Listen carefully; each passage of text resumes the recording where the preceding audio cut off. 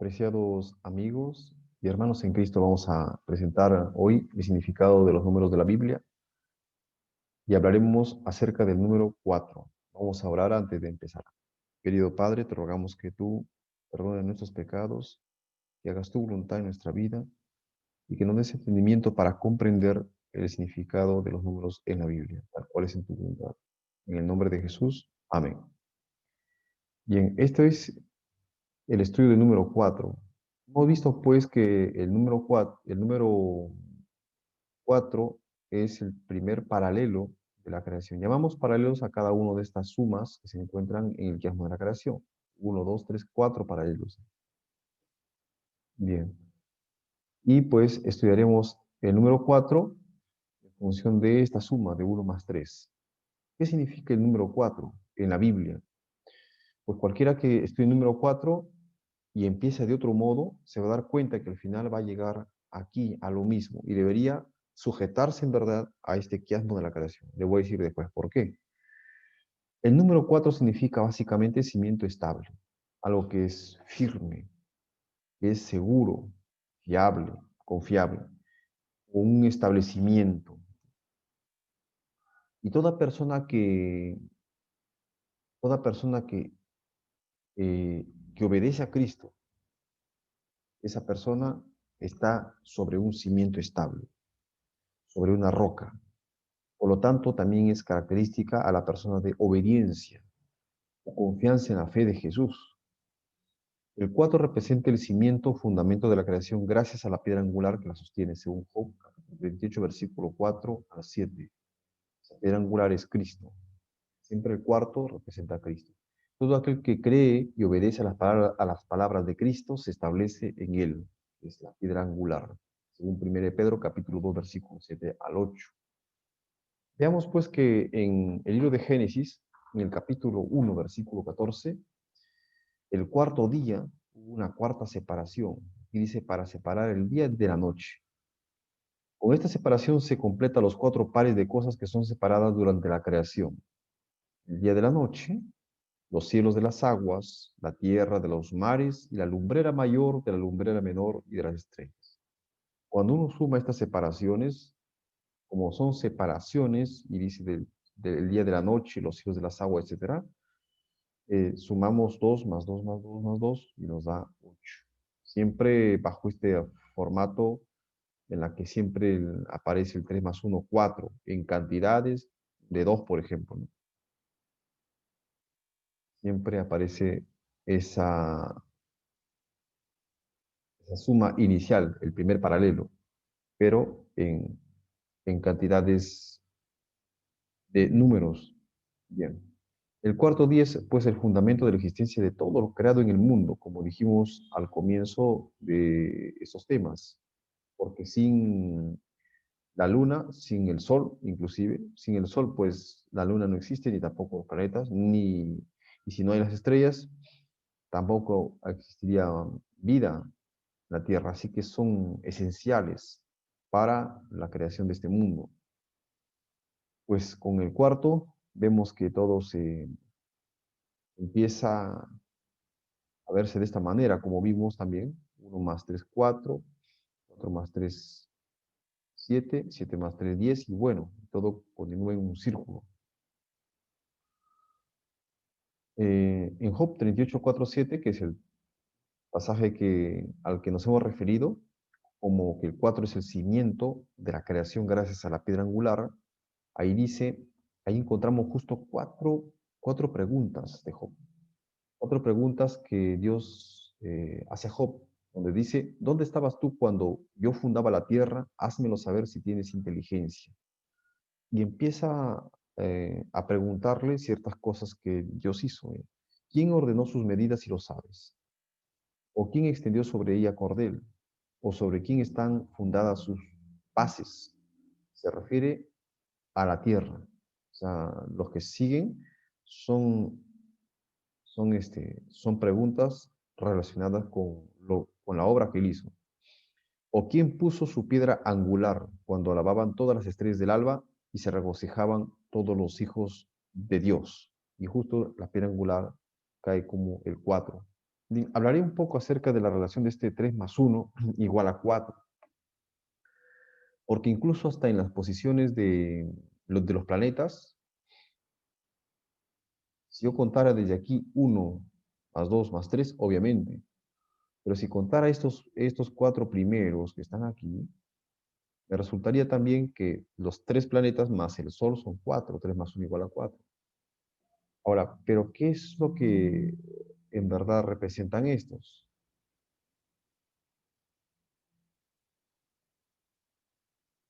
El número 3 representa la gracia, como hemos visto. ¿Y qué es eso? El poder del Espíritu de Dios que imparte la mente de Cristo para dar a conocer la gloria de Dios. Y la mente de Cristo es esa mente que se despoja del yo. Ahora, en las Sagradas Escrituras, el número 3 también tiene una connotación del mínimo justo y necesario de la creación. ¿Cómo que es? Lo mínimo con la cual Dios actúa en las cosas que Él hace.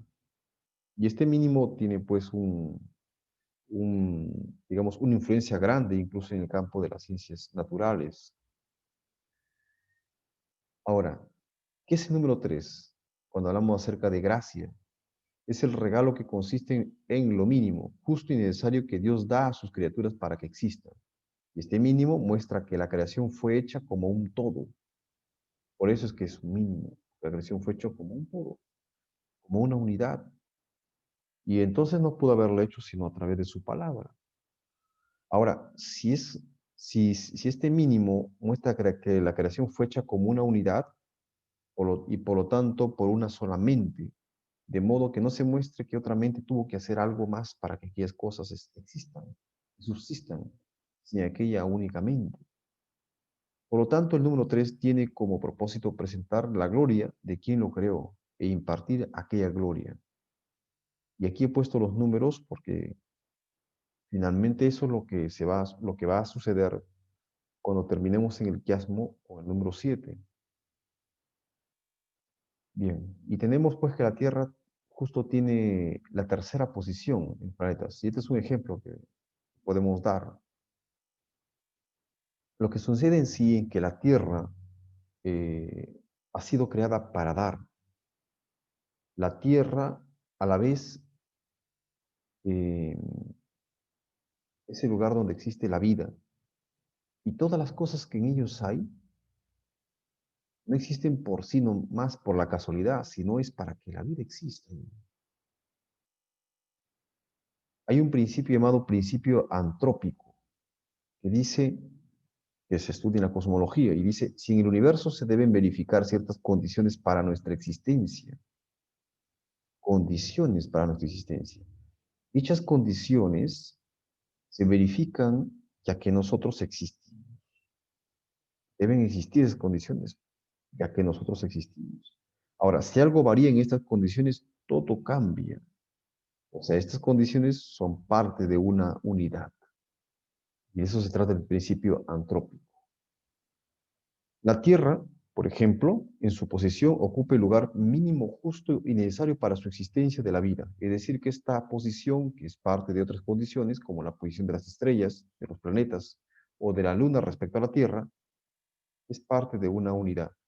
Esto implica que ha sido hecha por una misma mente y que nada ha sido hecho por sí mismo, ni para sí mismo, sino para dar la gloria a aquella únicamente que lo creó.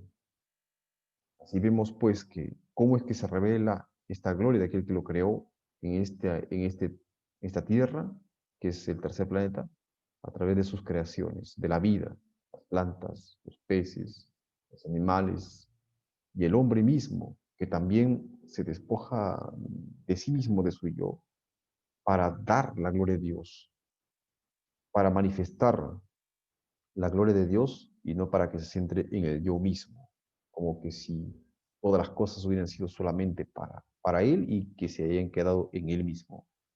Hasta las estaciones del año muestran también aquel par de cosas. Viven 3 meses cada uno de aquellas estaciones de esa manera para poder dar y son dirigidas por aquel que finalmente da todas las cosas. Y se desprende para poder dar la gloria de Dios. Voy a poner un ejemplo en cuanto es dar la gloria a Dios en relación con el 3 y el número 4. Tenemos aquí pues un prisma, del prisma sale al prisma, digamos que se limite de una fuente de luz, esta luz, y entonces aquella luz atraviesa aquel prisma, pero esta luz entra por una parte y no se la queda guardada aquella luz, sino que también la emite. Claro que esta luz es, digamos, traducida por esta luz es traducida por este prisma en colores, en 7 colores. Para que este uno, que es la luz, en sentido espiritual lo hablo, en sentido simbólico, tal cual lo dijimos en un comienzo, que el uno representa la luz y el número 7 representa pues aquello que le pertenece a Cristo, su posesión, reposo. Ahora, ¿para qué? Para que aquella luz se transmita a través de este cristal o de este vidrio, que es el prisma en sí, este tiene que recibirlo, pero también tiene que darlo, entregarlo. Así de esa manera se cumple que 1 más 3 es 4 y 4 más 3 es 7. Y justo esto se dispersa en 7 colores. La luz que entra se dispersa en 7 colores al momento de salir, al momento después de refractarse. Bien, bueno, eso es lo que se trata, la luz que entra por el prisma. Y esa es la forma como es que glorifican las cosas que han sido creadas. Glorifican, dan la gloria a Dios, no es que se la quedan. Y curiosamente en el prisma, necesariamente tiene que tener por lo menos 2 paredes similares paralelas de 3 lados, a ambos lados. Claro que también se puede hacer de un tetraedro un prisma, pero este es el que produce esta reflexión clara de los 7 colores. Esto nos hace recordar a Mateo capítulo 10, versículo 8, que dice: sanad enfermos, limpiad leprosos, resucitad muertos. Resucitad muertos, echad fuera demonios. Luego dice: de gracia recibisteis, dad de gracia. O sea, y como la gracia representa este número 3, si recibimos de gracia, también tenemos que dar de gracia. Dar también de gracia. Eso significa tener la voluntad misma de Dios. Es decir, dejar nuestro yo para reflejar su voluntad enteramente de Dios por medio de Jesucristo. Si sumamos estos números, que se van acumulando, 1 más 3, 4, 4 más 3, 7, lo podemos también agrupar así, de esta manera: 1 más 3, queda 7. Quedaría lo mismo finalmente si nosotros lo describimos como el primer paralelo de la creación. 1 más 3 igual 4, y luego al 4 se le sumamos 3. Que llega a ser finalmente, ordenándolo en este triángulo, esta distribución.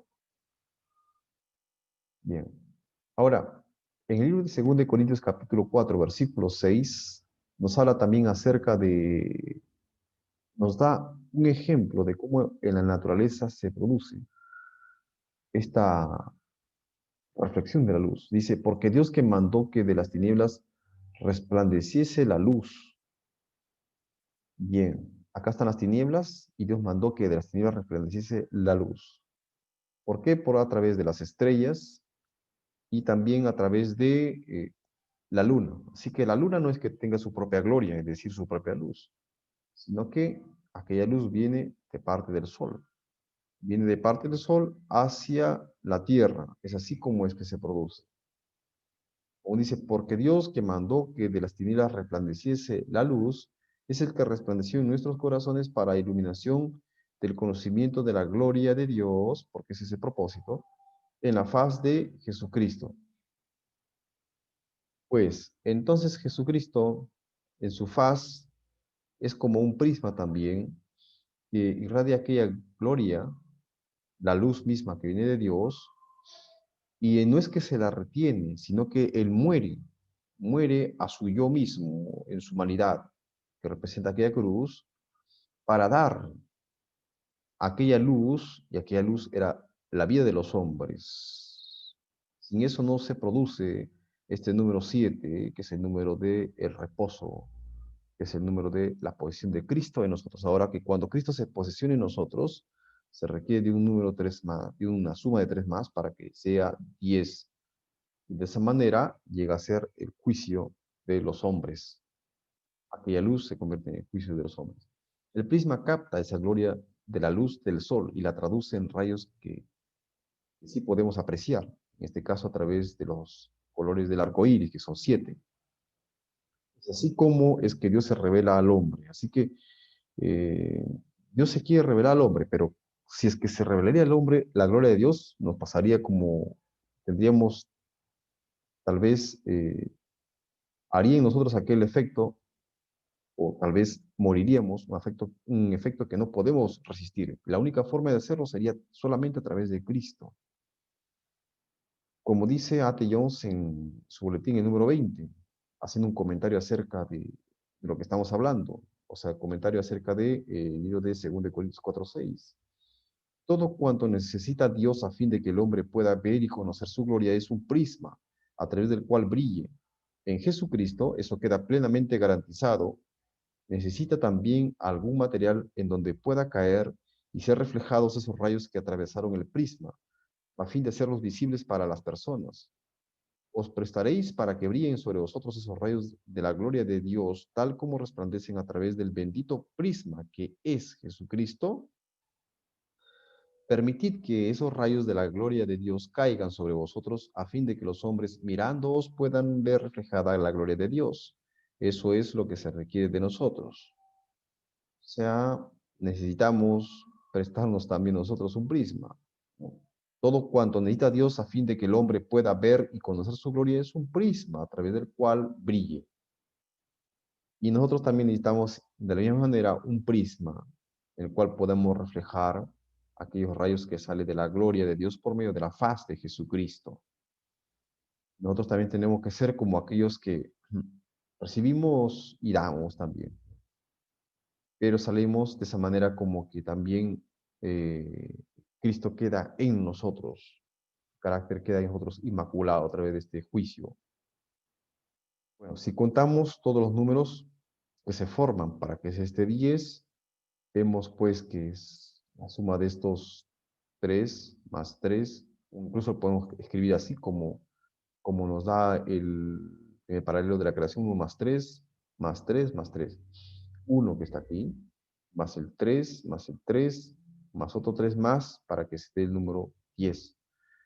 Si este 1 nos falta, además, el 1 original, que es la luz que viene de Cristo, es la gloria de Dios finalmente, en realidad no tendría sentido que nosotros dejemos o dispongamos nuestra mente, pues sería en vano, porque no habría luz. Juan 1:14 dice, hablando acerca de cómo él iluminaba la luz de la gloria del Padre, dice, y aquel verbo fue hecho carne y habitó entre nosotros y vimos su gloria, gloria como del unigénito del Padre, a pesar de su condición pecaminosa. Esa es la parte más extraña. Vimos pues la gloria de Dios, lleno de gracia y de verdad. Hebreos 10:20 dice justamente esto, por el camino nuevo y vivo que Él nos abrió a través del velo, esto es de su carne. Su carne era como un velo que cubría la gloria misma de Dios, para que nosotros no pudiésemos verla exactamente como es, sino a través de Jesucristo. Bien, el mínimo justo y necesario del que hemos hablado de la creación, implica un desprendimiento del yo, prácticamente, para reflejar la gloria de Dios. Lo que se minimiza, lo que se deja a un lado es nuestra propia voluntad, para que la gloria de Dios, su influencia se manifieste completamente en nosotros. Eso es tener la mente de Cristo. Eso es lo que representa este número 3. Por eso Gedeón quedó con solo 300 hombres. Miremos pues aquí la parte donde esto se muestra. Levantándose pues de mañana Jeroboam, el cual es Gedeón, y todo el pueblo que estaban con él, y se envió de jueces, acamparon junto a la fuente Arod y tenía el campamento de los madianitas al norte, más allá de Collado de More en el valle.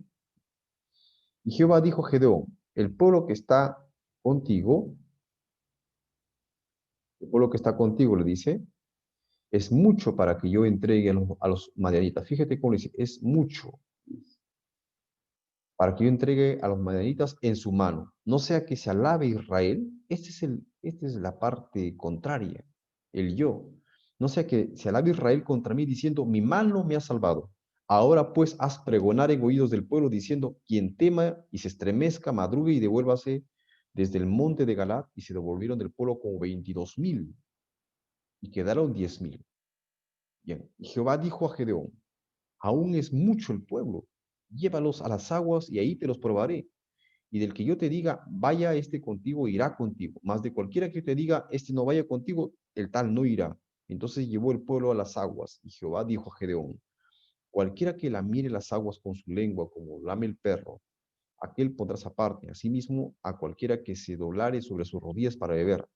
Y fue el número de los que la miraron llevando el agua con la mano a su boca, 300 hombres. A esa cantidad se redujo. De los 22,000 y de los 10,000, y los 10,000 quedaron 300 hombres. Y todo el resto del pueblo se dobló sobre sus rodillas para beber las aguas. Entonces Jehová dijo a Gedeón, con estos 300 hombres que lamieron el agua os salvaré, y entregaré a los madianitas en tus manos, y váyase todas las demás gente a cada uno a su lugar. Y habiendo tomado provisiones para el pueblo y sus trompetas, envió a todos los israelitas cada uno a su tienda, y retuvo aquellos 300 hombres y tenía en el campamento de Madián abajo en el valle. Aconteció que aquella noche Jehová le dijo, levántate y desciende al campamento, porque yo, dijo así, lo he entregado en tus manos. ¿Quién es el que iba a entregar en las manos? Dios es el que iba a actuar. O sea, la gloria de Dios es el que se iba a manifestar. Y eso es lo que significa este número 300, significa dejar la gloria, abandonar su propia voluntad, el hombre abandone su propia voluntad, en otras palabras, tener la mente que se despoja del yo para que dé a conocer la gloria de Dios. Eso es lo que significa. Miren que he puesto este pasaje que se encuentra en Jueces, capítulo 7, 1 al 8. ¿Y cuál es la razón? Cuando uno lee la palabra Jehová dijo a Gedeón, se encuentra 4 veces. Y en la cuarta vez es cuando la gloria de Dios se manifiesta. Entonces, ¿qué demuestra esto? Que los 3 primeros muestran una mente que se despeja del yo, y en la cuarta se muestra aquello que es seguro, el fundamento seguro, una obediencia firme sobre la cual uno se puede confiar. El fundamento, el establecimiento o el sistema estable es seguro porque Dios es el que finalmente hace su obra. En este caso era Cristo que hizo su obra a través de ellos, ellos dando a conocer la gloria de Dios. Ellos se sumieron en obediencia y se confiaron en aquella roca que es Cristo. Bien, cuando estudiamos la Biblia, encontramos el número 3. El número 3 está dentro del parámetro común, pero la cuarta ya es especial y está fuera de este parámetro, fuera de su generosa voluntad de Dios o de su gracia, digámoslo así. Un ejemplo de ello lo encontramos en el libro de Proverbios capítulo 30, versículo 15 y 16. Ahí dice, 3 cosas hay que nunca se sacian, aún la cuarta nunca dice basta. Seol, la matriz estéril, la tierra que no se sacia de aguas, el fuego que jamás dice basta. Dice que aún la cuarta nunca dice basta. O sea que este está fuera del parámetro de los 3.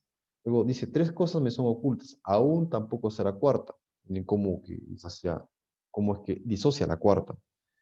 El rastro del águila en el aire, el rastro de la culebra sobre la peña, el rastro de la nave en medio del mar, estas 3 cosas me son ocultas, aún tampoco será cuarta, dice, el rastro del hombre en la doncella. Según Proverbios capítulo 30, versículos 18 y 19. Por 3 cosas se alborota la tierra, y la cuarta de ella no puede sufrir. Por el siervo cuando reina, por el necio cuando se sacia de pan, por la mujer odiada cuando se casa, y la cuarta, por la sierva cuando hereda a su señora. Miren, por 3 cosas se alborota la tierra, y la cuarta de ella no lo puede sufrir. O sea, ¿qué quiere decir? Que el número 4 es intolerable en cierta medida, cuando hablamos en términos de las cosas terrenales. Tres cosas hay de hermoso andar y la cuarta pasea muy bien. O sea que la cuarta es excepcional. El león fuerte entre todos los animales, que no vuelve atrás por nada. El señor de lomos, que es el gallo erguido en la Reina Valera actualizada. El macho cabrío y el rey a quien nadie resiste. El cuarto siempre sobrepasa el parámetro normal de algo que es mínimo, es algo que sobrepasa. Vemos también algo similar en Daniel capítulo 1, versículos 6 y 17, cuando entre Daniel y sus amigos, los hijos de Israel, del linaje real del príncipe que mandó a traer Nabucodonosor por medio de Aspenaz, jefe de los eunucos, fueron estos. Con sus características, Ananías, Misael y Azarías eran pues bendecidos, fueron bendecidos porque tenían conocimiento y inteligencia en todas letras y ciencia. Pero Daniel sí sobrepasó, no solamente tuvo esta característica, sino además tuvo entendimiento en toda visión y sueño. Ven que hay algo que sobrepasa, resalta sobre eso. También sucedió en la vida de Daniel, según Daniel 2, versículo 48, donde dice, entonces el rey engrandeció a Daniel y le dio muchos honores y grandes dones, y le hizo gobernador de toda la provincia de Babilonia, jefe supremo de todos los sabios de Babilonia. Justo Daniel es el número 4, el cuarto, porque son de los 4 amigos.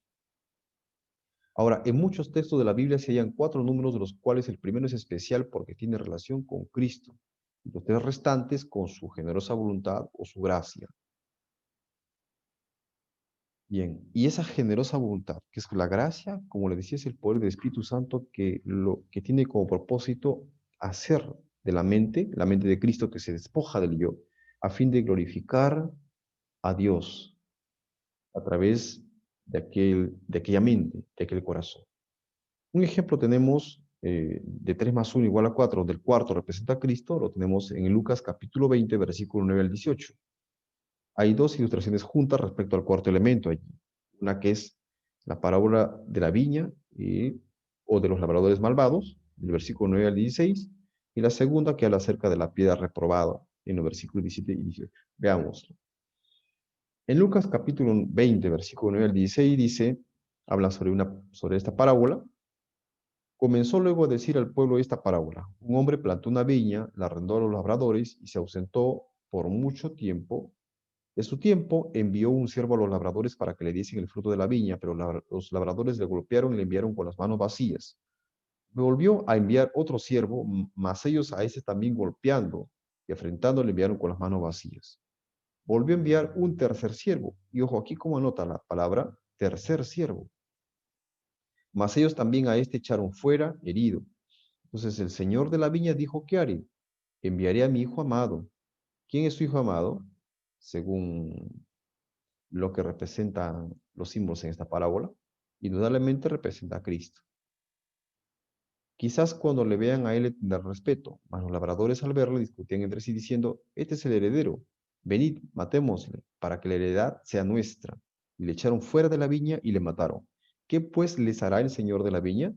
Vendrá y destruirá a estos labradores y dará su viña a otros. Así que a este cuarto lo mataron.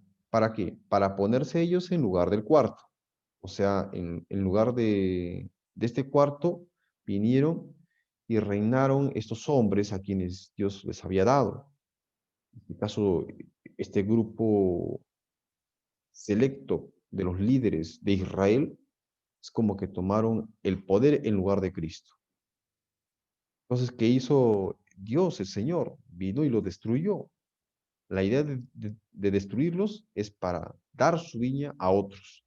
Y esos otros son aquellos que no eran del mismo pueblo, sino eran de los gentiles.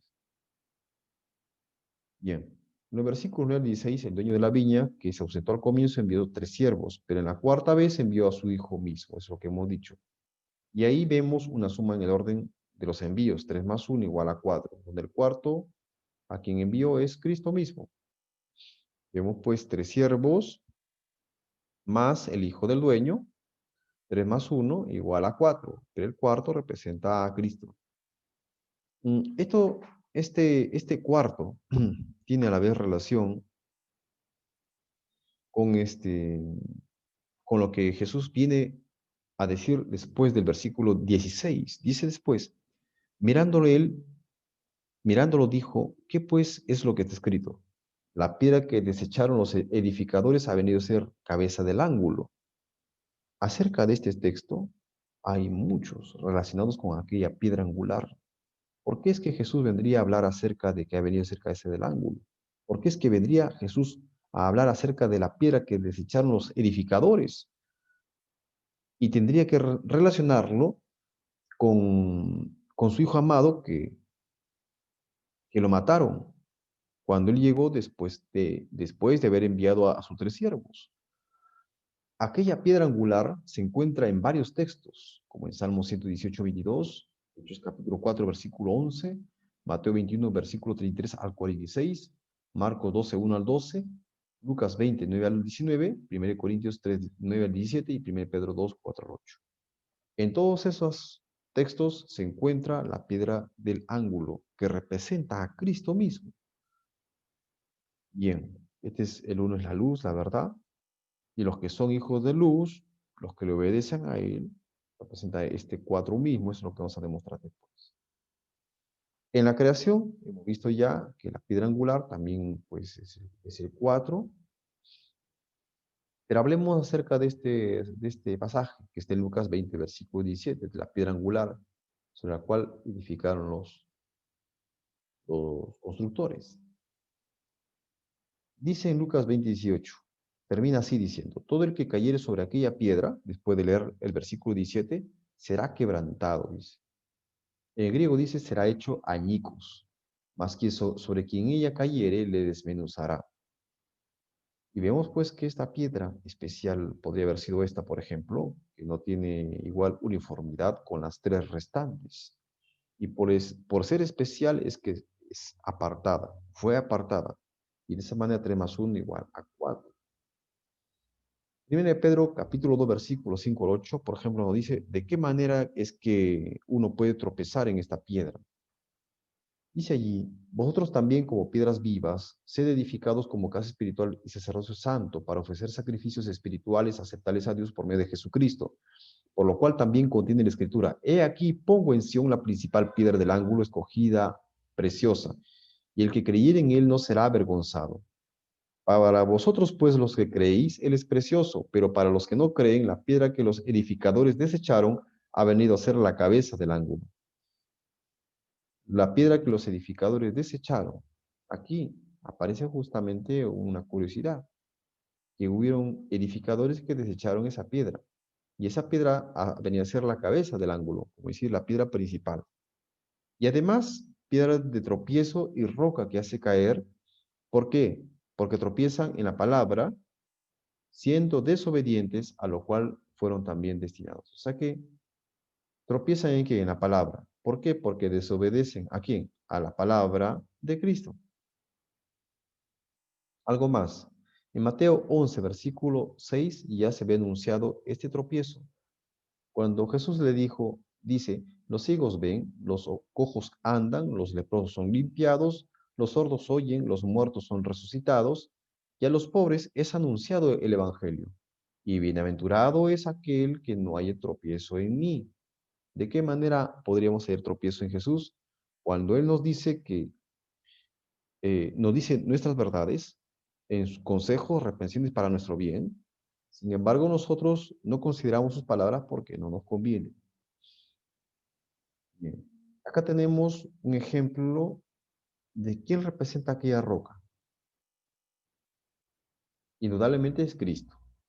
Dice en Mateo capítulo 7, versículo 24 a 25, cualquiera pues que me oye estas palabras y las hace, le compararé a un hombre prudente que edificó su casa sobre la roca.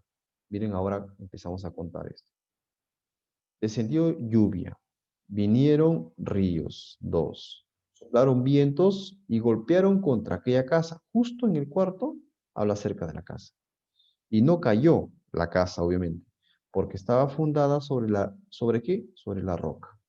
Vemos la casa fundada sobre qué? Sobre la roca. Y justo lo dice en el cuarto. Así que el cuarto, que es aquella roca, representa a Cristo. Bien, bien. ¿Cómo es que se funda? Pues vienen las pruebas, a pesar de eso, lo que está mostrando es que vienen las pruebas, pero aquella mente se despoja del yo justamente a través de esas pruebas. Aquella mente se despoja del yo a través de las pruebas para recibir a Cristo Jesús, para sostenerse sobre aquella palabra. No es que la habló un hombre, sino la ha hablado Cristo. Y yo confío en Él porque Él es Dios. Y sus palabras que salen de su boca, del Creador, tienen poder y lo harán cumplir en nosotros si nosotros confiamos en Él, porque Él lo ha dicho. Eso es cimentarse sobre aquella roca. La estabilidad del fundamento donde se encuentra aquella roca representa este número 4, por lo tanto. Y ahí mismo, en ese 4, están todos aquellos que le obedecen a Él, se sustentan sobre aquella roca. La roca era Cristo, como dice 1 Corintios 10:4, y todos bebieron la misma bebida espiritual, refiriéndose al pueblo de Israel que caminaba en el desierto, porque bebían de la roca espiritual que lo seguían, y la roca era Cristo. Hablemos un poco más acerca de lo que es aquella roca. Cuando habla acerca de la piedra angular que los edificadores desecharon, habla acerca de los cimientos que puso los constructores al momento que edificaron el templo de Salomón. Y había una piedra especial sobre la que se sentaba el templo. Y esa piedra, que era parte del el cimiento, fue desechada. Eso está en el libro Deseado de todas las gentes, páginas 708 a 711. Voy a leer solamente algunas cosas al principio y luego iré directamente a la cita donde se encuentra aquella piedra angular, porque hay mucho contenido aquí. Dice, al citar la profecía de la piedra rechazada, Cristo se refirió a un acontecimiento verídico de la historia de Israel. El incidente estaba relacionado con la edificación del primer templo. Si bien es cierto que tuvo una aplicación especial en ocasión del primer advenimiento de Cristo y debiera haber impresionado con una fuerza especial a los judíos, tiene también una lección para nosotros. Cuando se levantó el templo de Salomón, las inmensas piedras usadas para los muros y el fundamento habían sido preparadas por completo en la cantera. De ahí se las traía al lugar de la edificación y no había necesidad de usar herramientas con ellas. Lo único que tenían que hacer los obreros era colocarlas en su lugar. Se había traído una piedra de un tamaño un poco común y de una forma peculiar, dice, eh, para ser usada en el fundamento, pero los obreros no podían encontrar lugar para ella y no querían aceptarla. Era una molestia para ellos mientras quedaba abandonada en el camino. Por mucho tiempo permaneció rechazada, pero cuando los edificadores llegaron al fundamento de la esquina, buscaron mucho tiempo una piedra de suficiente tamaño y fortaleza y de la forma apropiada para ocupar ese lugar y soportar el gran peso que había de descansar sobre ella. Si hubiesen escogido erróneamente la piedra de ese lugar, hubieran estado en peligro todo el edificio. Debían encontrar una piedra capaz de resistir la influencia del sol, de las heladas y de la tempestad. Se habían escogido diversas piedras en diferentes oportunidades, pero habían quedado desmenuzadas bajo la presión del inmenso peso. Otras no podían soportar el efecto de los bruscos cambios atmosféricos, pero al fin la atención de los edificadores se dirigió a la piedra por tanto tiempo rechazada. Habían que, quedado expuesta al aire, al sol y a la tormenta, sin revelar la más leve rajadura. Esa piedra había quedado expuesta al aire, al sol y a la tormenta y a la luz, pero estuvo intacta. Los edificadores la examinaron, había soportado todas las pruebas menos una. Si podía soportar la prueba de una gran presión, la aceptarían como piedra de esquina. Se hizo la, se hizo la prueba, la piedra fue aceptada, se la llevó a la posición asignada y se encontró que ocupaba exactamente el lugar. O sea que eso era una señal, lo que sucedió en ese momento desde la edificación del templo de Salomón. En su sabiduría infinita, Dios escogió la piedra fundamental y la colocó él mismo. La llamó cimiento estable, ¿no ven? Y era justamente la cuarta. El mundo entero puede colocar sobre él sus cargas y pesares, puede soportarlos todos. Con perfecta seguridad pueden todos edificar sobre él. ¿Con cómo? Con perfecta seguridad. Es por eso que le decía que el número 4 representa, pues, es un cimiento estable, un cimiento confiable. Cristo es una piedra probada. nunca chasqueada a los que confían en Él. Él ha soportado la carga de la culpa de Adán y de su posteridad y han salido más que vencedor de los poderes del mal. Ha llevado las cargas arrojadas sobre Él por cada pecador arrepentido. En Cristo ha hallado alivio el corazón culpable. Él es el fundamento estable.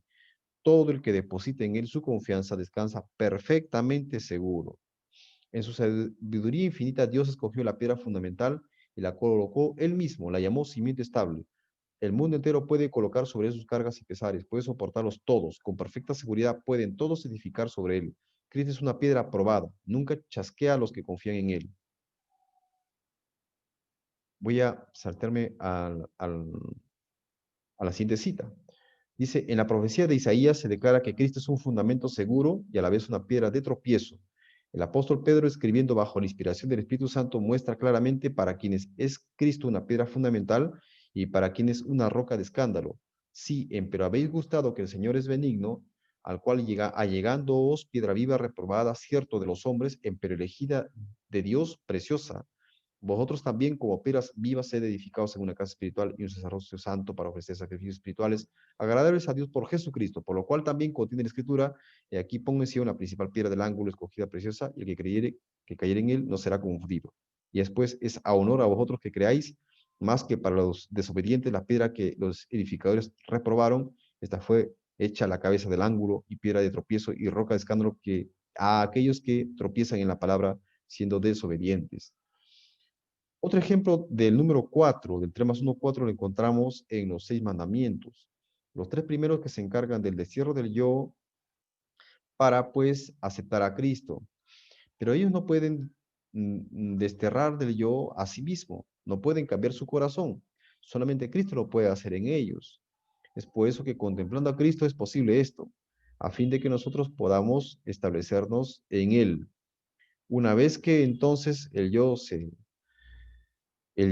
es desterrado, solamente así nosotros podemos amar a Dios, es decir, guardar sus mandamientos. Esto, a la vez que nosotros desterramos el yo, viene que es el amor a Dios, viene por consecuencia el amor al prójimo. Como dice en 1 Juan 4:19, nosotros le amamos a Él porque nos amó primero. Bien, y si nosotros le amamos a Él es porque Él nos amó primero realmente, gracias a Cristo. Es contemplando a Cristo, es como nosotros tenemos de Él su amor. En 1 Juan 4:21 dice, y nosotros tenemos este mandamiento, que el que ama a Dios, ame también a su hermano. Por eso es que está direccionado los mandamientos de esa manera. Van del amor a Dios al amor al prójimo. Otro ejemplo de la presencia en ese número 4 está en Daniel capítulo 3, versículo 25. Y él dijo, he aquí yo veo 4 varones sueltos que se pasean en medio del fuego, sin sufrir ningún daño. Y el aspecto del cuarto es semejante al Hijo de los dioses. ¿Quién era este aquí? Cristo. Tenemos 1, 2, 3, era el cuarto. Así que estaban seguros en él. Estaban confiados en aquel fundamento estable. Sadrach, Mesach y Abednego. Pero para que esto suceda, ellos tuvieron que haberse abnegado de sí mismo, es decir, despojado de su propia voluntad para confiar enteramente en Cristo, en su palabra. Y ellos mostraron ese despojo del yo cuando le dijeron al rey, se va pues, oh Dios, que si nosotros no adoraremos a aquella estatua que tú has construido, sino únicamente a Dios. Y se aferraron a su palabra de él. Y de esa manera, pues, al, al confiarse en su palabra, se confiaron finalmente en Cristo. Y Él fue el que apareció en medio de ellos. Él mismo es la palabra, es el mismo Cristo, porque esa palabra sale de la boca misma de Él. Y esta misma también viene de parte de Dios. Otro, otro episodio donde encontramos también el número 4 es la visita de los 3 ángeles a Abraham, por ejemplo. Y uno de ellos era Cristo. El grupo de los 3 ángeles más Abraham formaban este paralelo. 1 más 3, 4. Notémoslo aquí en Génesis capítulo 18, versículo 1 al 5. Después le apareció Jehová en el encinar de Mamre, estando él sentado a la puerta de su tienda en el calor del día. Y alzó sus ojos y miró, y aquí que 3 varones, dice aquí, estaban junto a él. Y cuando los vio, salió corriendo de la puerta de su tienda a recibirlos y se postró en tierra y dijo, Señor, si ahora he hallado gracia en tu siervo, en tus ojos, te ruego que no pases de tu siervo, que se traiga ahora un poco de agua y lavad vuestros pies y recostaos debajo de un árbol, traeré un bocado de pan y sustentad vuestro corazón y después pasaréis, pues por eso habéis pasado cerca de vuestro siervo. Y ellos dijeron, haz así como has dicho. Bien. Interesante esto. Acá vemos pues los tres que venían a Abraham, pero uno es el principal acá. O sea, no es que, pues, si contamos uno, dos, tres, siempre el cuarto va a representar la piedra del ángulo, Cristo. Abraham no había visto en sus huéspedes más que tres viajeros cansados, como dice el libro de Historia de los Patriarcas y Profetas. No imaginó que entre ellos había uno a quien podría adorar sin cometer pecado. Había uno ahí, a quien podría adorar sin cometer pecado. En ese momento le fue revelado el verdadero carácter de los mensajeros celestiales. Aunque iban en camino como mensajeros de ira a Abraham, el hombre de fe le hablaron primeramente de bendiciones. Aunque Dios es riguroso para notar la iniquidad y castigar la transgresión, no se complace en la venganza. La obra de la destrucción es una obra extraña, según Isaías 28:21, para el que es infinito en amor. La comunión íntima de Jehová es con los que le temen, según Salmo 25, versículo 14. Abraham había honrado a Dios y el Señor lo honró haciéndole partícipe de sus consejos y revelándole sus propósitos.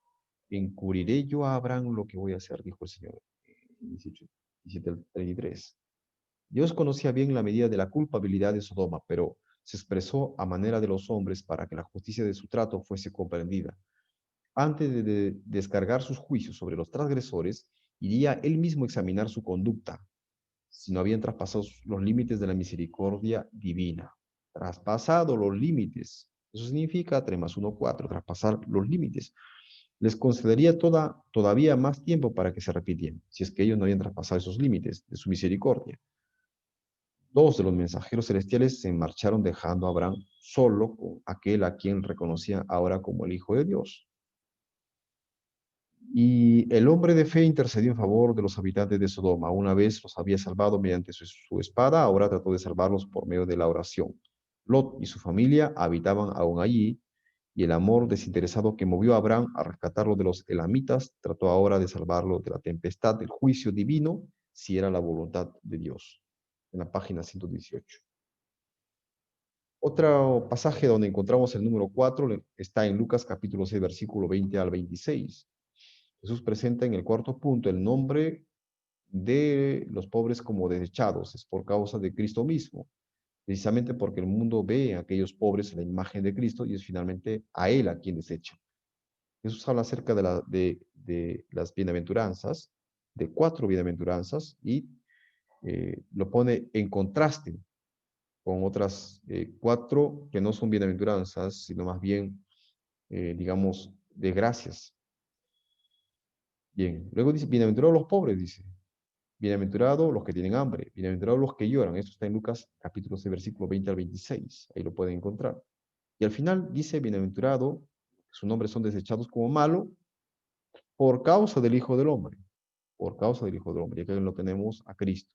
De un modo totalmente opuesto a la columna de los pobres, se presentan las 3 experiencias de los ricos. Esto es de los pobres, de los que necesitan de la divina dirección porque creen que conocen de Dios y de su palabra, pero sí un camino contrario a los mandamientos de Dios y al de los pobres, pues en lugar de llorar al purificarse, ahora ríen, y en lugar de padecer de hambre de justicia, se conforman con su propia justicia. ¿Se hallará a la Odisea en esta columna? Pregunta. Los ricos, miren, de acá habla más bien, llorad por aquellos que son ricos, los que se sienten saciados y ríen, o por aquellos que hablan bien de ellos, porque así también hicieron con los falsos profetas, dijo el Señor Jesús, ¿no? Pero siempre el cuarto, como le digo, enfatiza um, a Cristo en aquellos, en este caso, en aquellos que se forman, o aquellos que no se forman, aquellos más bien que exaltan su propio yo y pues hablan bien de ellos. También lo tenemos esto en Apocalipsis capítulo 12, versículo 10, cuando habla acerca de La salvación, el poder y el reino y la autoridad de su Cristo, menciona en el cuarto aspecto el nombre de Cristo. Eso está en Apocalipsis 12, versículo 10. Ahora, en el Evangelio de Juan encontramos, eh, digamos, cosas interesantes en su escritura. El discípulo amado presenta en el capítulo 1 el paralelo 1 más 3, 4. Al final de cada grupo de 4 enunciados menciona al Hijo de Dios. A continuación se han enumerado del 1 al 4 9 grupos de sentencias de acuerdo a la versión Reina Valera 95. Cada cuarta sentencia de cada grupo, de forma correspondiente, hace mención a Cristo como la luz de Dios, unigénito del Padre, Jesucristo, el uno, del cual, él o el Hijo de Dios. Lo que quiero decir es que, un ejemplo, en Juan capítulo 1, versículos 6 al 8, dice, hubo un hombre enviado por Dios, el cual se llamaba Juan. Se refiere a Juan el Bautista. Este vino como testigo para dar testimonio de la luz. Hasta ahí termina la primera sentencia. A fin de que todos creyeran por medio de él. Él no era la luz, dice, sino un testigo de la luz. Se refería a Juan. Juan 1:13. Estos no nacieron de sangre, ni por voluntad de carne, ni por voluntad de varón, sino de Dios. Y justo se refiere al cuarto, refiriéndose a Cristo, porque Cristo es el que revela la gloria de su Padre. Juan 1:14, y el Verbo se hizo carne y habitó entre nosotros lleno de gracia y de verdad, y vimos su gloria, el Padre. La gloria de este Verbo. Dice luego el cuarto, gloria como del unigénito del Padre. De su plenitud recibimos todos y gracia sobre gracia, porque la ley fue dada por medio de Moisés, pero la gracia y la verdad vinieron por medio de quién? De Jesucristo, dice. Por medio de Jesucristo, dice acá. La cuarta sentencia. Juan 1, versículo 18 dice, a Dios nadie lo ha visto jamás. El unigénito Hijo, el que está en el seno del Padre, Él lo ha dado a conocer. Cristo mismo lo ha dado a conocer. ¿A quién? A Dios. Juan 1, 28 al 31. Estas cosas sucedieron en Betábara, al otro lado del Jordán, donde Juan estaba bautizando. Al siguiente día vino Juan a Jesús, que venía a él, y dijo, este es el Cordero de Dios que quita el pecado del mundo, desde quien yo dije, después de mí viene un hombre que es antes de mí porque era primero que yo. Y yo no le conocía, pero por esto vine bautizando con agua, para que él fuera manifestado a Israel. Igualmente 3 más 1, 4. Yo no lo conocía, pero el que me envió a bautizar con agua me dijo, sobre quien vea descender el Espíritu y permanecer sobre él, ese es el que bautiza con el Espíritu Santo. Y yo lo he visto, dice, y testigo que este es el Hijo de Dios. Justo coincide en la cuarta sentencia que es Cristo. Ahora, el 4 también está relacionado con el oriente, donde se encuentra alguien asociado con Cristo. Nótenlo acá. En el Edén era el lugar donde Dios plantó un huerto al oriente, y fue precisamente en ese lugar donde puso al hombre. Lo especial que tenía el oriente era que allí, en medio del huerto, estaba el árbol de la vida y el árbol de la ciencia del bien y del mal. Además, salía del mismo huerto que estaba en el oriente un río que regaba primero al huerto y de ahí se repartía en 4 brazos, según Génesis 2, 8 y 10. Pues podemos ver aquí que en el oriente el hombre fue puesto aquí en el oriente. El huerto del Edén estaba aquí y aquí puso al hombre. ¿Por qué? Pero vemos los puntos cardinales, oriente, occidente, norte, sur, pero el oriente es el cuarto, de la manera como 1 más 3 es 4, separado, especial. Dice 1 representa a Cristo en él, en ese lugar. Pues vemos también que en Génesis capítulo 29, versículo 31 al 35 y capítulo 30, versículo 1, Judá fue finalmente el cuarto. O sea, Judá fue como el primogénito, el que llevaba, el que conduce, digamos así, a las tribus de Israel en el desierto. ¿Por qué? Y justo nació cuarto, o sea, fue hijo cuarto. Y dice aquí, y vio Jehová que era Lea menospreciada, y le dio hijos. En cambio, Raquel era estéril, y concibió Lea, y dio a luz un hijo, y llamó su nombre Rubén. Ese fue el primero. Porque ha mirado Jehová mi aflicción, y ahora, por tanto, me amará mi marido. Y concibió otra vez, y dio a luz un hijo, y se llamó Simeón. Y concibió otra vez, y dio a luz un hijo, y llamó Leví. Y concibió otra vez, dijo, y dio un hijo, llamó su nombre Judá. Aquí, ¿cuántas veces fue? Y concibió un hijo y llamó Rubén, fue el primero. Segundo, tercero Leví, y el cuarto, Judá. Viendo Raquel que no daba hijos a Jacob, tuvo envidia de su hermano y le decía a Jacob, dame hijos, o me muero. Bueno, ¿por qué es que señalo esto? Porque miren ustedes, en Números capítulo 2, versículo 1 al 29, al oriente se hallaba quien era considerado mayor de todos y príncipe sobre los demás. Este puesto ya no le correspondía a Rubén, según 1 Crónicas 5, 1 al 2, y este era el orden en el que iban, según número 10, 14 al 28. Estaba pues Judá aquí en el oriente. Eso tiene gran trascendencia. ¿Y por qué señalamos a Judá?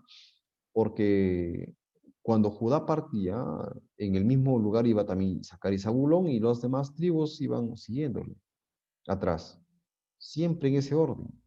O sea, tal cuales estaban aquí en el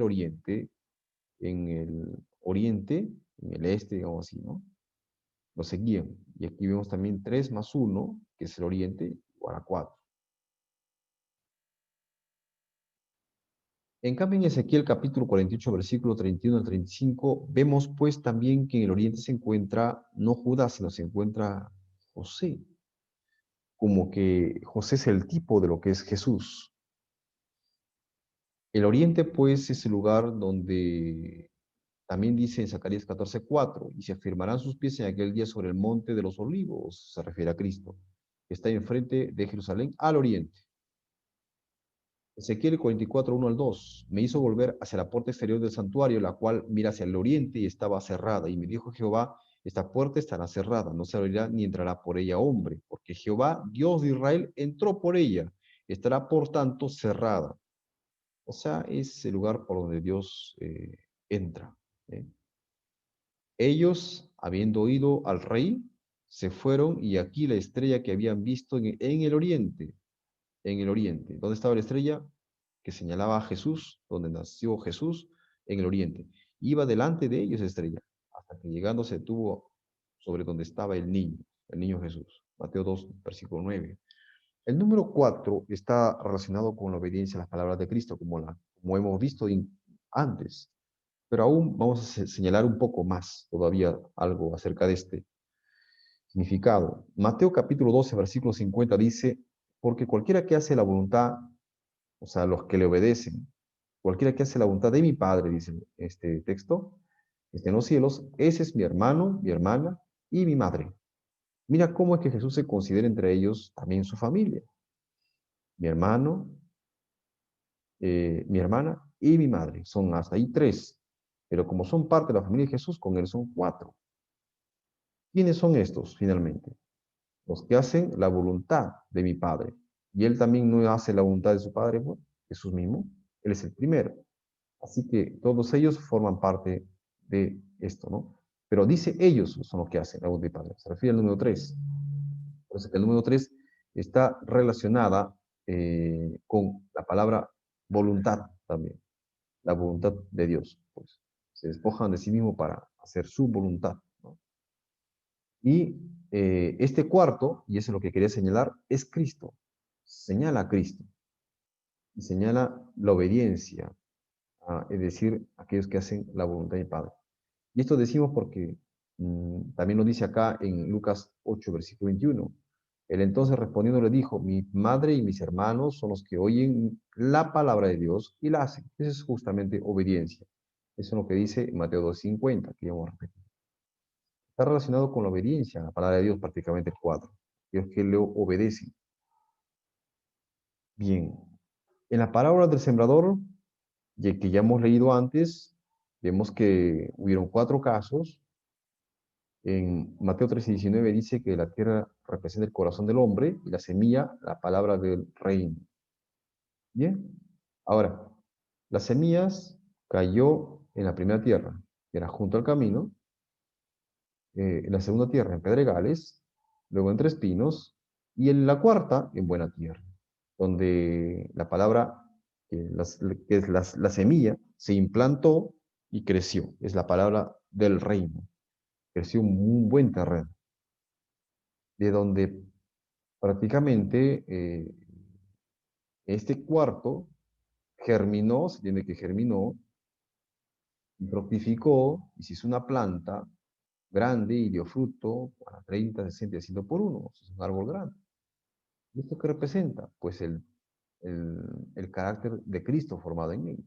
El cuarto siempre representa a Cristo y aquellos que se despojan del yo para sostenerse sobre Cristo, únicamente sobre Cristo, es decir, sobre la tierra pura, sin que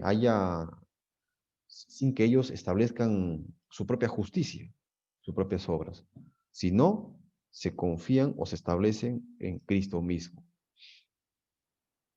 Así que el 4 representa a Cristo, el cuarto, pero también es el número de aquellos que le obedecen a Él, porque se aferran de su palabra. La luz es la palabra, la verdad. El 3, la mente de Cristo, la mente que se despoja del yo para obedecer su palabra. Y el 4 es la obediencia, pues, a palabra. Eso es dar la gloria a Dios o hacer su voluntad de Él. Miren aquí un ejemplo clásico de lo que venimos hablando, que se encuentra en el libro está en el libro de Génesis, capítulo 26, versículos 19 al 33. Cuando Isaac, pues, estuvo en Gerar, dice ahí, pero cuando los siervos de Isaac cavaron en el valle y hallaron ahí un pozo de aguas vivas, los pastores de Gerar riñeron con los pastores de Isaac. Riñeron, diciendo el agua es nuestra. Por eso llamó el nombre del pozo Esec, que significa justamente eso, riña, ¿no? Contienda, porque habían altercado con él. Y abriendo otro pozo, y también riñeron, dice. O sea, volvieron a reñir sobre él. Llamó su nombre Sitna, porque contendieron otra vez con él. Y se apartó de ahí y abrió otro pozo. Miren, y en el 3 justo ya no riñeron ya sobre él. Porque ¿qué significa el 3? Despojarse de ese yo. Despojo de yo. ¿Se acuerdan que la tierra, nos ha hablado acá, para que esté preparada, tiene que despojarse de ese yo? Para que reciba ¿qué? La palabra, que se implante en aquella tierra. Y esto es lo que está representando este número 3. Ahí ya no riñeron. Y llamó su nombre Rehoboth. Y dijo, porque ahora Jehová nos ha prosperado y fructificaremos en la tierra. ¿Mm? Entonces cae pues ahí ahora sí la semilla, la palabra de Dios, ya no hay riña, el hombre se desprende del yo y Dios es fructificado. Su palabra queda en esa mente, en ese corazón donde se fructifica. Por tanto, la mente de Cristo, eso es lo que representa el número 3, la erradicación del yo. Y de ahí dice, subió a Beerseba, y se le apareció Jehová, dice más adelante, aquella noche, y le dijo, yo soy el Dios de Abraham tu padre, no temas porque yo estoy contigo, te bendeciré y te multiplicaré tu descendencia por amor de Abraham, mi siervo. Y edificó allí un altar e invocó el nombre de Jehová. Y plantó allí su tienda y abrieron los siervos de Isaac un pozo. Pero hasta ahí Isaac no sabía que había habido un pozo. Eso fue después. Y Abimelech vino a él desde Gerar. Y Abimelech vino a él desde Gerar y a Husat, amigo suyo, y Fiscol, capitán de su ejército, y les dijo a Isaac, ¿por qué venís a mí, pues que me habéis aborrecido y me echasteis de entre vosotros? Y ellos respondieron, hemos visto que Jehová está contigo, le dijeron. A pesar de que habían reñido con los pozos y les habían quitado, sin embargo, cuando ya vieron el cuarto pozo, vino Abimelech desde Gerar a Isaac, ¿no? Y le dijo, hemos visto que Jehová está contigo. Y dijimos, hay ahora juramento entre nosotros, entre tú y nosotros, haya juramento. Y haremos pacto contigo, que no nos hagas mal, como nosotros no te hemos tocado. Y como solamente te hemos hecho bien y te enviamos en paz, tú eres ahora bendito de Jehová. Mire cómo reconocieron. Y el cuarto justamente representa el cuarto pozo que van a ver ustedes, que es Cristo. ¿No? Porque hemos enumerado acá, riñeron, no riñeron, pero la cuarta vez el Señor se le apareció y ellos volvieron a encontrar otro pozo. Miren lo que dice. Entonces él le hizo banquete y comieron y bebieron y se levantaron de madrugada y juraron el uno al otro. E Isaac lo despidió y ellos se despidieron de él en paz. ¿Qué cosa representa esto? Paz. El juramento en realidad representa paz entre ellos. La idea es la paz, es decir, quedar en reposo. Y el reposo está representado por el número 7, noten acá. En aquel día sucedió que vinieron los criados de Isaac y le dieron nuevas acerca del pozo que había abierto. Ahí recién le contaron sus siervos a Isaac y le dijeron, hemos hallado agua, y lo llamó Seba. Por esta causa el nombre de aquella ciudad es Beerseba hasta este día, dice. Bien, acá vemos pues el cuarto pozo que se abrió.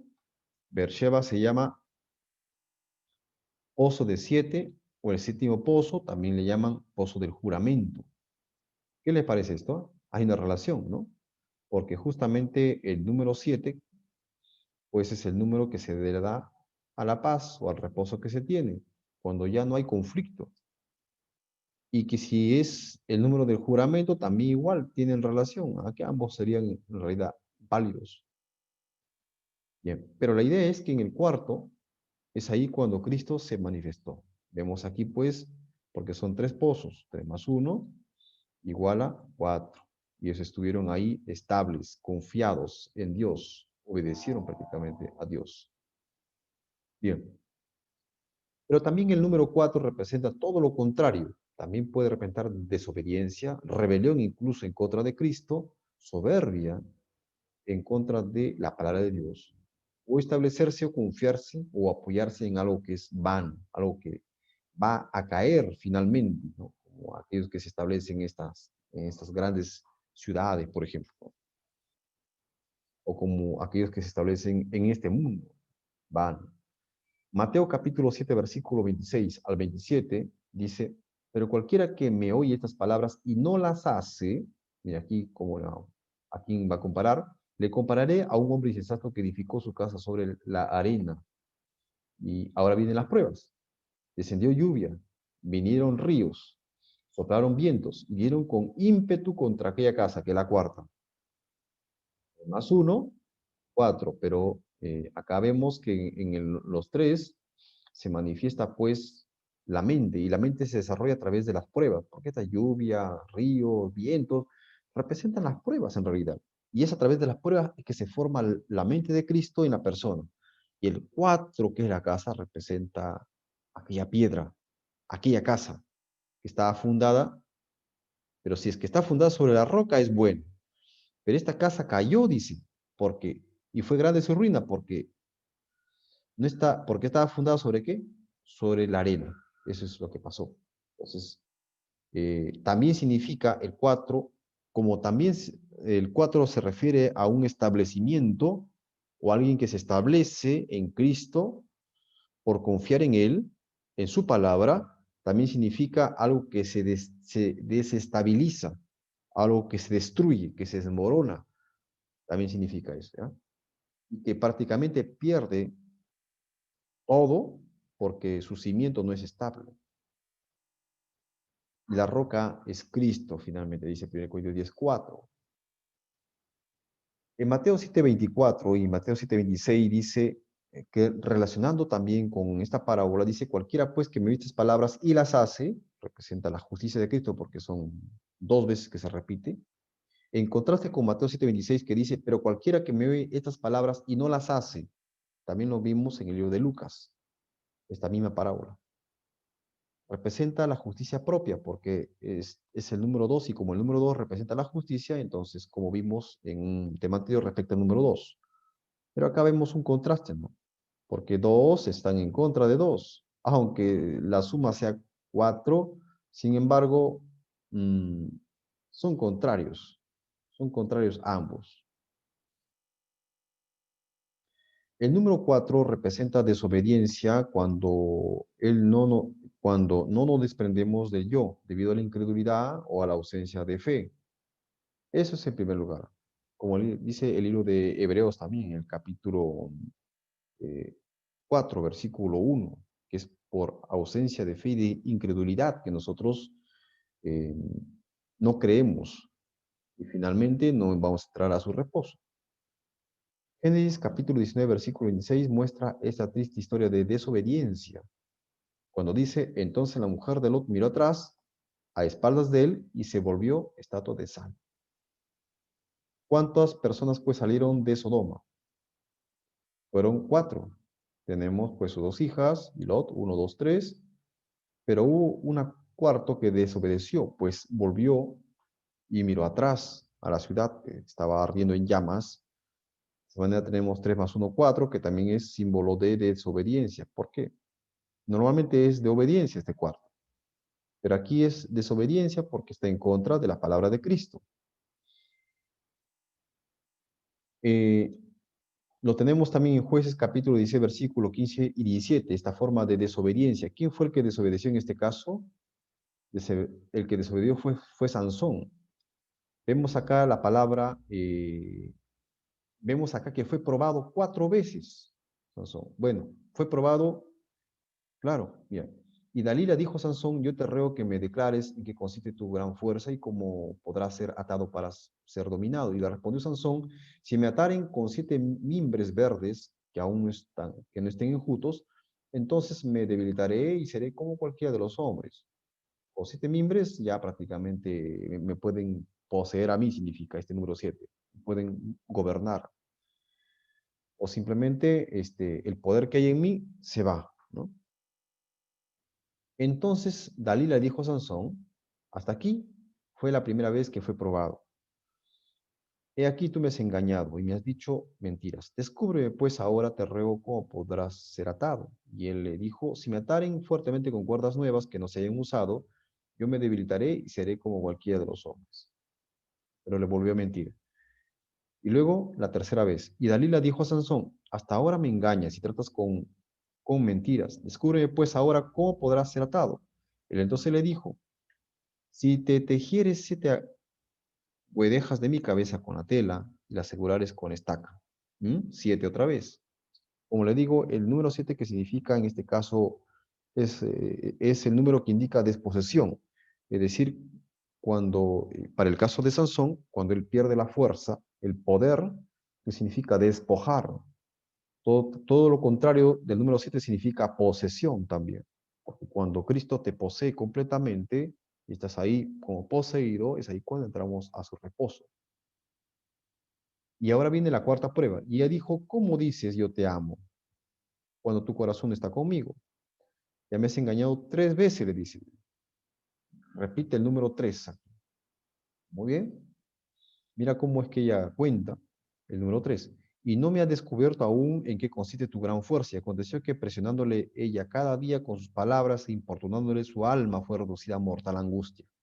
¿Qué fue reducida a mortal angustia? Su alma. Le descubrió pues todo su corazón. Noten aquí. Descubrió todo su corazón. Todo su corazón. Dice, nunca a mi cabeza llegó navaja, porque soy nazareno, nazareo de Dios desde el vientre de mi madre. Si fuere rapado, mi fuerza se apartará de mí, mi fuerza, y me debilitaré y seré como todos los hombres. Ahí recién el 7 se cumple, ¿eh? Porque el Espíritu de Dios se va, se retira, y es lo que dice acá, Jueces 16:20. Y le dijo Sansón los filisteos sobre ti. Luego que despertó de su sueño, se dijo, esta vez saldré como las otras, y me escaparé. Creyó así. Pero él no sabía que Jehová ya se había apartado de él, porque ese uno representa a Cristo mismo en Sansón. Bien, y señal de rebelión o de desobediencia también lo encontramos en el libro de Amós, capítulo 1, versículo 3. Acá tenemos también el número 4 como señal de desobediencia. Dice allí, así ha dicho Jehová, por 3 pecados de Damasco y por el cuarto no revocaré su castigo. Esto nos indica que el número 3 indica cierta misericordia. Como le dije, es una varianza de la gracia que Dios da, que da gracia para que el hombre se despoje del yo y para que dé gloria a Dios y no al yo. Y por el cuarto no revocaré su castigo. O sea que el cuarto siempre representa prácticamente desobediencia. Así ha dicho Jehová, por 3 pecados de Gaza y por el cuarto no revocaré su castigo, porque llevó cautivo a todo pueblo para entregarlo a Edom, según Amós 1, versículo 6. Así ha dicho Jehová, por 3 pecados de Tiro y por el cuarto no revocaré su castigo, porque entregaron a todo un pueblo cautivo de Edom y no se acordaron del pacto de hermanos. Amos 1:9. Así ha dicho Jehová, por 3 pecados de Edom y por el cuarto no revocaré su castigo, porque persiguió a espada a su hermano y violó todo afecto natural y en su furor le ha robado siempre y perpetuamente ha guardado el rencor. Así ha dicho Jehová, por 3 pecados de los hijos de Amón y por el cuarto no revocaré su castigo, porque para ensanchar sus tierras abrieron las mujeres de Galaad que estaban encintas, según Amós 1:3. Acá vemos 3 más 1, 4, y en cada uno de ellos 3 más 1, 4, pero el cuarto representa desobediencia. Traspasa prácticamente su misericordia, como dice el Señor. Cuando le dijo también a Abraham, voy a ver si es que han traspasado los límites de la misericordia que les he dado. Se refiere a Sodoma, ¿no? Y luego tenemos acá un grupo más. Así hecho Jehová por 3 pecados de Moab y por el cuarto no revocaré su castigo. Nuevamente, 3 más 1. Wow. Así hecho Jehová por 3 pecados de Judá, ahora Judá, y por el cuarto no revocaré su castigo, porque menospreciaron la ley de Jehová y no guardaron sus ordenanzas, y les hicieron errar sus mentiras en pos de los cuales anduvieron sus padres. 3 más 1 igual a 4 aquí nuevamente. Así ha dicho Jehová por 3 pecados de Israel y por el cuarto no revocaré su castigo, porque vendieron por dinero al justo y al pobre por un par de zapatos. 3 más 1, 4. Y así vemos que este 3 más 1, 4, se repite aquí 3 veces y acá se repite 5 veces. 5 más 3, 8 veces 4. Qué increíble, ¿no? 8 veces 4.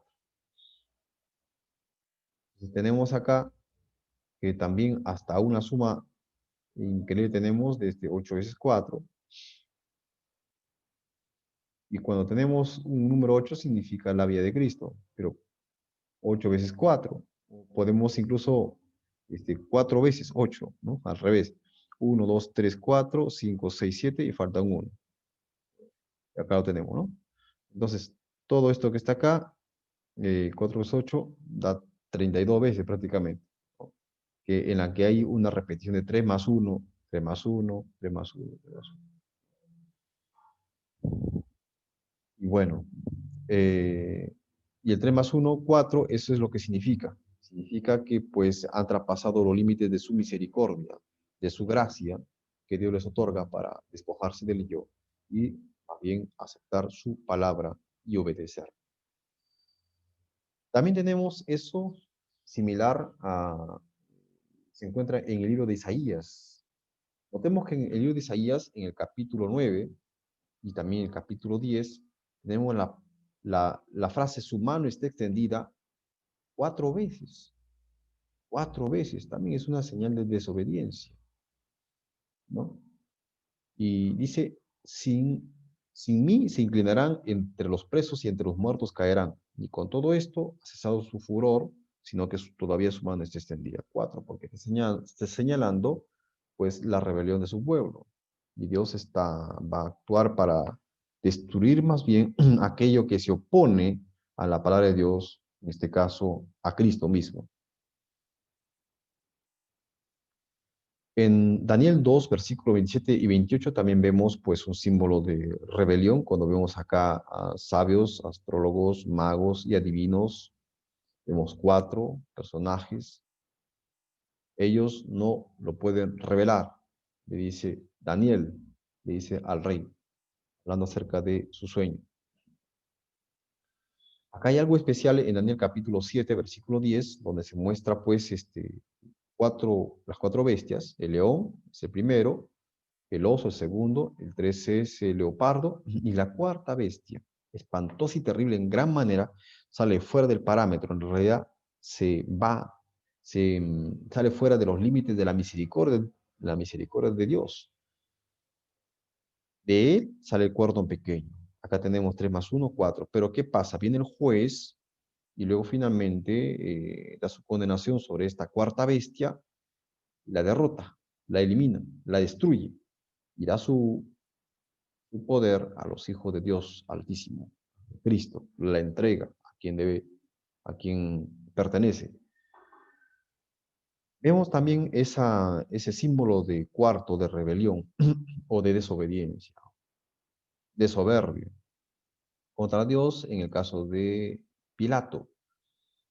En Lucas capítulo 23, versículo 14-24 dice, hablando de Pilato, les dijo al pueblo, en el momento de la crucifixión, previo a la crucifixión de Cristo, me habéis presentado a este como un hombre que perturba al pueblo, pero habiéndole interrogado yo delante de vosotros, no he hallado en este hombre delito alguno de aquellos de que le acusáis. Ni aun Herodes, porque os remití a él, y aquí que nada digno de muerte ha hecho este hombre. Le soltaré, pues, después le castigaré, y tenía necesidad de soltarle uno en cada fiesta.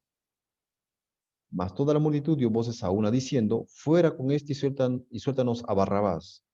Este había sido echado en la cárcel por sedición en la ciudad y por un homicidio. Les habló otra vez Pilato, y lo que vamos a contar aquí es el número de veces que Pilato habló al pueblo. Les habló otra vez Pilato queriendo soltar a Jesús, pero ellos volvieron a dar voces diciendo, crucifícale, crucifícale, insistiéndole 2 veces. O sea que era firme que ellos querían que el Hijo de Dios muera. Y por tercera vez dijo, pues qué mal ha hecho este, ningún delito de muerte he hallado en él, le castigaré pues y le soltaré. Mas ellos lo instaban a grandes voces pidiendo que fuese crucificado. Las voces de ellos y de los principales sacerdotes prevalecieron. O sea que tenían eh, una mente, un corazón totalmente opuesto a la mente de Dios. Eso significa que Pilato haya hablado por 3 veces y al final, entonces Pilato sentenció que hiciese lo que Dios pedía. Y esa fue la 4 vez. Ya no habló, sino más bien sentenció ¿a quién? A Cristo. Y acá vemos, pues, que siempre aquí Cristo es el que tiene que morir, su sentencia. Como Jesús dijo alguna vez, si no son, si no están conmigo, son contra mí. Y eso es lo que estaba pasando acá, estaban contra él. Si alguien no está con Cristo, está en contra de Cristo, siempre va a ser eso.